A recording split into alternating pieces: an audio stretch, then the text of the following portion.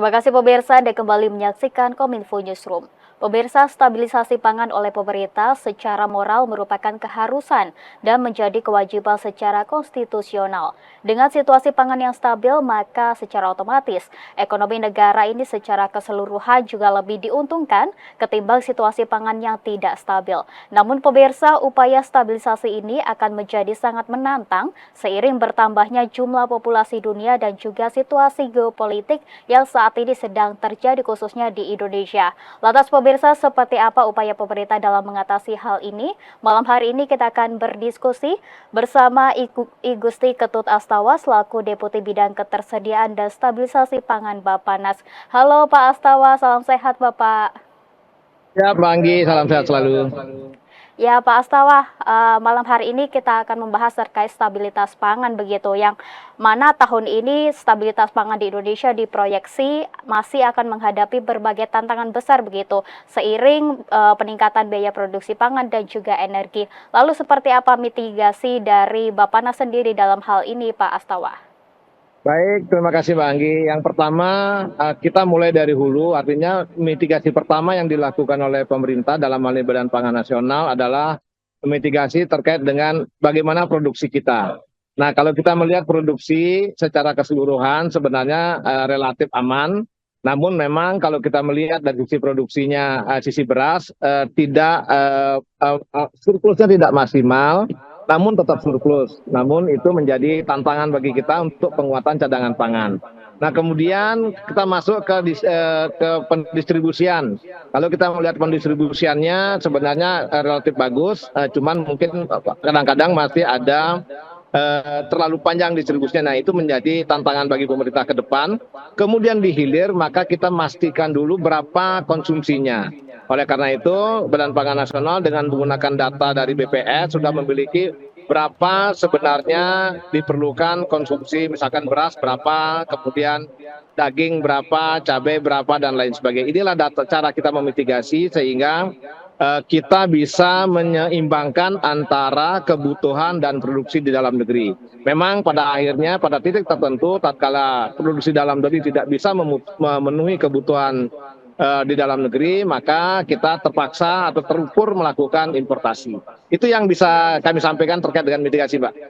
Ya, mitigasi dari hulu ke hilir mulai dari sisi produksi hingga pendistribusian begitu ya Pak Astawa, menjadi mitigasi tersendiri dari Bappenas. Nah, kemudian Pak Astawa, di tengah kondisi geopolitik saat ini yang sedang terjadi khususnya di Indonesia ini, Indonesia sendiri tengah berjuang untuk mencukupi kebutuhan pangan secara mandiri atau biasa dikenal dengan food estate begitu. Nah, dalam jangka panjang apakah food estate ini mampu menjadi jalan keluar dalam stabilisasi pangan Pak Astawa?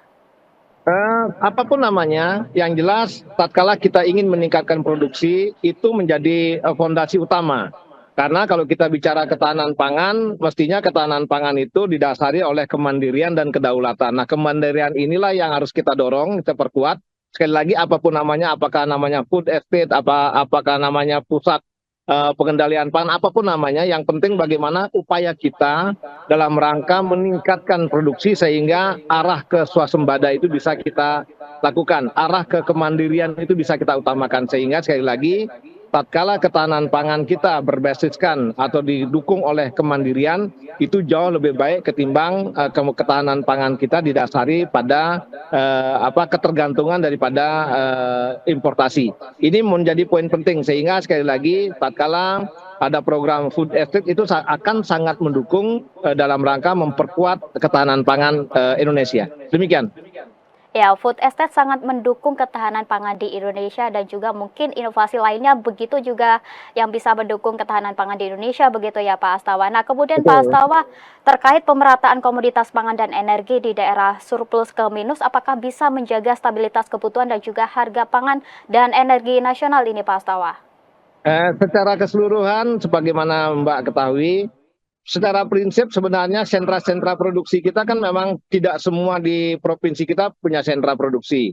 Artinya di daerah tertentu dia sentra produksi bawang, misalkan di Brebes dan lain sebagainya. Sementara di tempat lain dia tidak menjadi sentra produksi. Nah, inilah prinsip distribusinya yang harus kita perkuat. Oleh karena itu sepanjang dalam perjalanan pelaksanaan distribusi dan sudah beberapa tahun berjalan, ini kan berjalan dengan baik, artinya tatkala di Brebes di daerah sentra produksi sudah panen raya, maka hasil panen rayanya tersebut didistribusikan ke seluruh wilayah yang memerlukan panen tersebut. Jadi ini sudah berlangsung dengan baik dengan pola atau sistem perdagangan yang ada.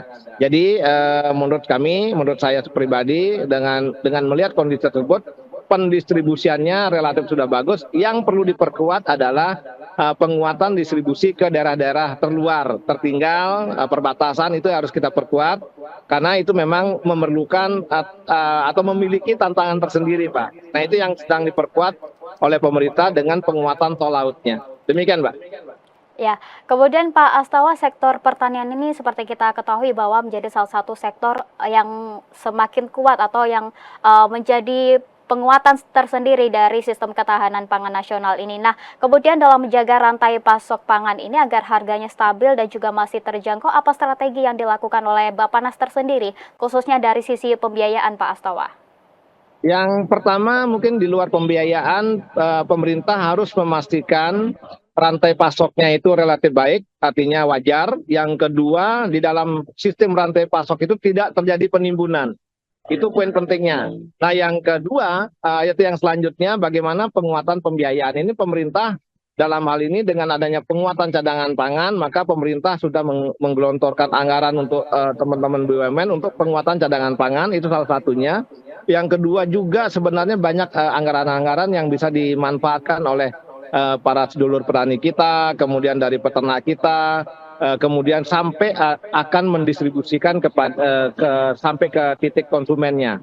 Nah, di Badan Pangan Nasional juga kalau bicara distribusi, maka kami juga mengalokasikan anggaran fasilitasi distribusi tatkala di sentra produksinya harganya rendah, kemudian di tempat lain harganya tinggi. Ini kita lakukan distribusi dan kita subsidi dengan harga yang wajar sehingga ini bisa kita lakukan dengan baik.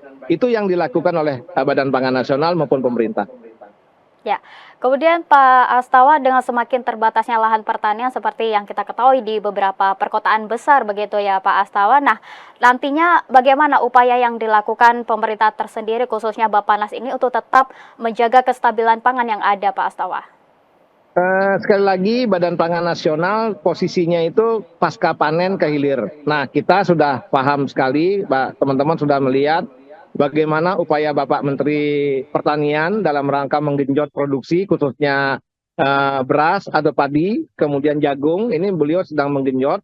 Bahkan beliau sekarang melaksanakan pola pompanisasi. Ini salah langkah-langkah yang cepat dilakukan beliau sehingga harapan kita dengan pompanisasi, kemudian distribusi pupuk yang baik, distribusi benih unggul yang baik, ini akan harapan kita upaya yang dilakukan oleh Bapak Menteri Pertanian menghasilkan, kemudian harapan kita juga produksinya bisa lebih stabil. Ini yang dilakukan oleh pemerintah dan tidak berhenti, terus bergerak, bahkan mendorong petani untuk segera melakukan penanaman dan lain sebagainya. Artinya kita upayakan, kita doakan dan kita harapkan upaya-upaya yang dilakukan sisi hulu dalam hal ini Kementerian Pertanian bisa membuahkan hasil dengan hasil yang baik sehingga ketersediaannya bisa juga terjamin. Sekali lagi kita utamakan produksi dalam negeri. Itu yang poin pentingnya.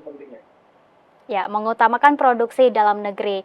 Baik, Pak Astawa, terakhir program ketahanan pangan nasional ini juga dilakukan dengan memprioritaskan peningkatan ketersediaan, kemudian akses serta kualitas konsumsi pangan. Nah, seperti apa bentuk program ini, Pak Astawa? Kalau program ketersediaan begini, dari sisi ketersediaan maka dengan adanya Perpres 125 tentang cadangan pangan pemerintah, maka pemerintah baik pusat maupun daerah harus memiliki cadangan pangan sehingga menjamin ketersediaan di wilayah masing-masing dalam rangka tatkala terjadi misalkan gejolak harga, kemudian bencana alam dan lain sebagainya itu menjadi wilayah intervensi daripada pemerintah. Itu kalau kita dari sisi ketersediaan. Di sisi lain dalam rangka menjamin ketersediaan juga apa yang dilakukan oleh teman-teman kementerian tadi menjaga kekuatan tadi produksinya diperkuat sehingga ketersediaan untuk kebutuhan masyarakat pun bisa dipenuhi di masyarakat. Itu yang dari sisi ininya. Kemudian ada program-program lain yang dilakukan oleh pemerintah dalam hal ini Badan Pangan Nasional. Yang pertama salah satunya adalah Gerakan Pangan Murah.